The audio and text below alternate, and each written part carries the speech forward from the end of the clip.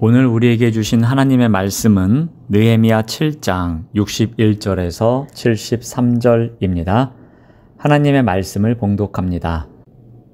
델멜라와 델하르사와 구룹과 앗돈과 임멜로부터 올라온 자가 있으니 그들의 종족이나 계보가 이스라엘에 속하였는지는 증거할 수 없으니 그들은 들라야 자손과 도비야 자손과 느고다 자손이라. 모두가 642명이요.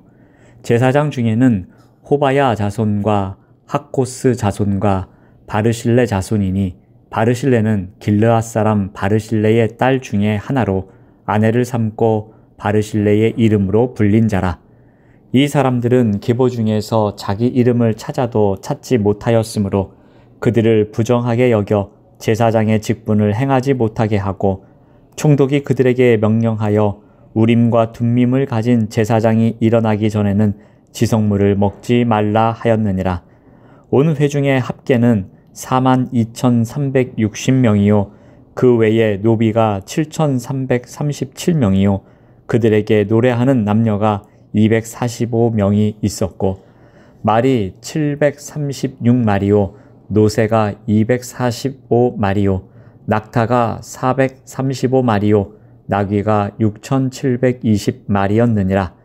어떤 족장들은 역사를 위하여 보조하였고 총독은 금 1,000드라크마와 대접 50과 제사장의 의복 530벌을 보물 곳간에 드렸고 또 어떤 족장들은 금 2만 드라크마와 은 2,200마네를 역사 곳간에 드렸고 그 나머지 백성은 금 2만 드라크마와 은 2,000마네와 제사장의 의복 67벌을 드렸느니라. 이와 같이 제사장들과 레위 사람들과 문지기들과 노래하는 자들과 백성 몇 명과 느디님 사람들과 온 이스라엘 자손이 다 자기들의 성읍에 거주하였느니라. 아멘. 오늘 말씀의 제목은 공동체 리빌딩입니다. 예루살렘 성벽 재건은 하나님의 도우심으로 52일 만에 마침표를 찍었습니다. 그러나 그것이 끝이 아니었습니다. 이제 그 안에서 공동체를 다시 세우는 일이 남았습니다. 느헤미야는 성벽 재건을 마친 후에 공동체를 세워가기 위해 에스라 시대에 이미 알려진 귀한 자 명단을 다시 돌아봅니다. 특히 오늘 본문에 나오는 명단을 통해 공동체를 새롭게 세워나갈 때 필요한 원칙을 배울 수 있습니다. 먼저 신중함입니다. 1차 귀환자들의 명단 마지막 부분에 계보가 확실치 않은 사람들이 나옵니다. 61절 말씀을 봅니다. 그들의 종족이나 계보가 이스라엘에 속하였는지는 증거할 수 없으니. 귀향민들은 대부분 자신이 속한 가문의 족보를 가지고 있었습니다. 하지만 그 중에는 기록을 찾을 수 없는 사람들이 있었습니다. 이들은 이스라엘 사람인지 아닌지 불분명해서 따로 구분합니다. 일반 백성 가운데 이런 사람들이 642명이나 나왔습니다. 왜 이렇게까지 해야 했을까요? 귀한 공동체는 이방의 요소를 경계하려는 확고한 의지가 있었습니다. 그래서 사람들을 공동체의 일원으로 받아들이는 일에 신중을 기합니다. 이 문제를 개인의 문제로 치부한 것은 아니었습니다. 공동체 차원에서 해결하면서 새롭게 세워나가고자 했던 것입니다. 개인이 직면한 어려움을 함께 해결해 나가고자 하는 공동체의 신중함이 보입니다. 공동체 리빌딩을 위해서 세심한 주의가 필요합니다. 두 번째 원리는 원칙과 기준입니다. 귀환자들 가운데 자신이 제사장이라고 주장하지만 계보를 통해 가문을 확인할 수 없는 자들이 있었습니다. 64절 말씀을 봅니다.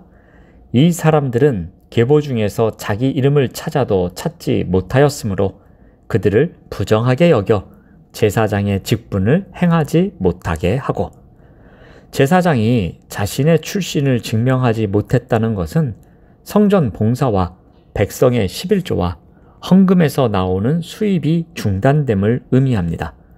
무엇보다도 그들은 다른 백성들과 함께 같은 꿈을 꾸고 같은 희생을 하며 같은 길을 따라 여기까지 온 사람들입니다. 똑같이 예루살렘으로 돌아와서 한 마음으로 헌신한 자들이었습니다. 그들은 제사장으로 인정받든 인정받지 못하든 포로지에서 돌아와 실제적으로 헌신한 사람들입니다. 그들은 자신들이 할 수 있는 상황에서 최선을 다했습니다. 성벽 재건을 위해서 온 힘을 다했습니다. 그럼에도 불구하고 그들은 제사장 직분을 행하지 못합니다. 계보를 통해 조상이 확인되지 않은 자가 제사장 직무를 수행하는 것이 적합하지 않다고 판단했기 때문입니다. 공동체 리빌딩에는 이와 같이 분명한 원칙과 기준이 필요했던 것입니다. 세 번째 원리는 헌신입니다. 재정적으로 헌신한 사람들이 있었습니다. 70절에서 72절 말씀을 봅니다.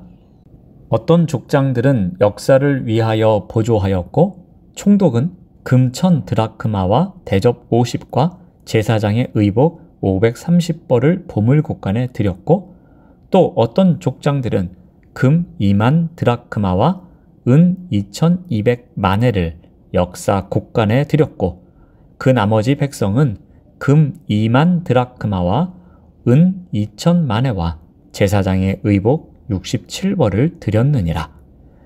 귀환한 가문의 족장들은 예루살렘의 재건을 위해 건축기금을 내놓았습니다. 총독 또한 많은 돈과 기물과 의복을 곡간에 들여 힘을 보탰습니다. 그리고 백성들도 힘닿는 대로 금과 은과 제사장의 의복 등을 자발적으로 드렸습니다. 이들은 황폐해진 고국으로 돌아와 열악한 상황 속에서 삶의 터전을 일구어야 했습니다. 그러면 자기들이 당면한 현실을 핑계 삼아 재물을 내어놓지 않을 수도 있었습니다. 하지만 그들은 개인적인 문제를 우선적으로 해결하려는 편리주의보다 하나님의 일을 완수하는 대의에 우선순위를 두고 그들의 물질을 아낌없이 내어놓았습니다. 귀한 공동체는 이와 같이 헌신으로 다시 세워졌습니다. 공동체 구성원들의 적극적이고 자발적인 헌신을 통해 세워집니다. 성벽 재건이 끝났습니다. 외형적인 조건이 갖춰졌다고 해서 공동체가 자연스럽게 세워지는 것은 아니었습니다. 공동체는 사람이 중요했습니다. 사람들이 모였습니다. 그리고 그 사람들의 이름이 성경에 2번씩이나 나옵니다. 그만큼 중요했기 때문입니다.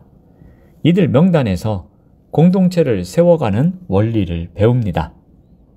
귀한 공동체의 정체성을 새롭게 세워가기 위해 이방의 요소를 경계하려는 확고한 의지를 갖고 있었습니다. 그래서 족보에 없는 자들의 유입에 대해 신중하게 결정합니다. 또한 계보를 통해 조상이 확인되지 않은 자가 제사장 직무를 수행하는 것이 적합하지 않다는 원칙과 기준을 갖고 있었습니다. 공동체는 분명한 원칙과 기준이 있어야 합니다. 그리고 다양한 계층의 사람들이 헌신의 자리에 섰습니다. 권력이 있는 사람도, 권력이 없는 사람도, 돈이 있는 사람도, 돈이 없는 사람도 누구나 다 공동체를 세우기 위해 헌신합니다. 바벨론으로 포로가 되어 갔던 사람들이 전부 다 돌아온 것은 아니었습니다. 당시의 이스라엘과 비교하면 페르시아는 비교할 수 없을 정도로 선진국입니다. 그곳에서 수십 년을 살게 되니 그곳에서 사는 것이 더 편하다고 생각하여 많은 사람들이 돌아오지 않았습니다. 그럼에도 아무것도 없는 땅, 척박한 예루살렘을 재건하여 공동체를 세우기 위해 모이는 사람들이 있었습니다. 그리고 그들이 공동체를 세워갑니다. 귀한 공동체를 세워가는 사람들에게서 원리를 배웁니다. 이 원리를 통해 우리에게 맡겨주신 공동체를 신실하게 세워가시는 우리 모두가 되시기를 바랍니다. 기도하겠습니다. 하나님 감사합니다. 공동체를 세워나가는 일에 때로는 신중하게, 때로는 분명한 원칙과 기준을 갖고, 때로는 헌신이 필요함을 말씀을 통해 배웁니다. 우리 시대에 우리에게 맡겨주신 공동체를 위해서 이 원리를 통해 우리 또한 신실하게 세워나갈 수 있도록 인도하여 주시옵소서. 예수님의 이름으로 기도드립니다. 아멘.